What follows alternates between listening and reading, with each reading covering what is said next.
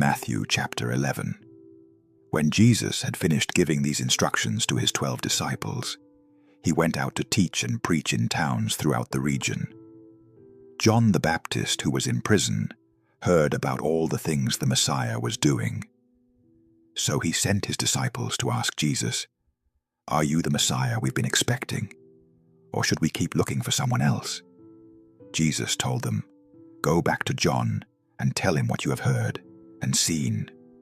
The blind see, the lame walk, those with leprosy are cured, the deaf hear, the dead are raised to life, and the good news is being preached to the poor." And he added, "God blesses those who do not fall away because of me." As John's disciples were leaving, Jesus began talking about him to the crowds. "What kind of man did you go into the wilderness to see? Was he a weak reed, swayed by every breath of wind? Or were you expecting to see a man dressed in expensive clothes? No. People with expensive clothes live in palaces. Were you looking for a prophet? Yes, and he is more than a prophet. John is the man to whom the scriptures refer when they say, 'Look, I am sending my messenger ahead of you, and he will prepare your way before you.' I tell you the truth, of all who have ever lived, none is greater than John the Baptist. Yet even the least person in the kingdom of heaven is greater than he is. And from the time John the Baptist began preaching until now, the kingdom of heaven has been forcefully advancing, and violent people are attacking it. For before John came, all the prophets and the law of Moses looked forward to this present time. And if you are willing to accept what I say, he is Elijah, the one the prophets said would come. Anyone with ears to hear should listen and understand. To what can I compare this generation? It is like children playing a game in the public square. They complain to their friends, "We played wedding songs, and you didn't dance, so we played funeral songs, and you didn't mourn." For John didn't spend his time eating and drinking, and you say, "He's possessed by a demon." The Son of Man, on the other hand, feasts and drinks, and you say, "He's a glutton and a drunkard, and a friend of tax collectors and other sinners." But wisdom is shown to be right by its results.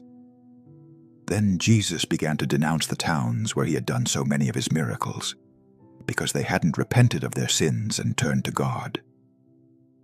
"What sorrow awaits you, Chorazin and Bethsaida?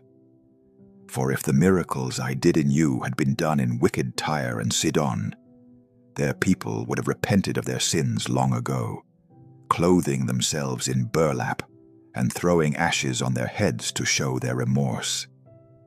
I tell you, Tyre and Sidon will be better off on Judgment Day than you.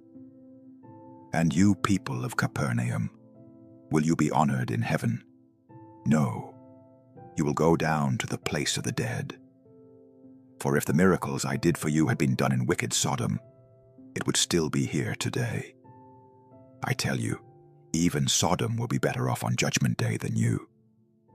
At that time, Jesus prayed this prayer, "O Father, Lord of heaven and earth, thank you for hiding these things from those who think themselves wise and clever, and for revealing them to the childlike.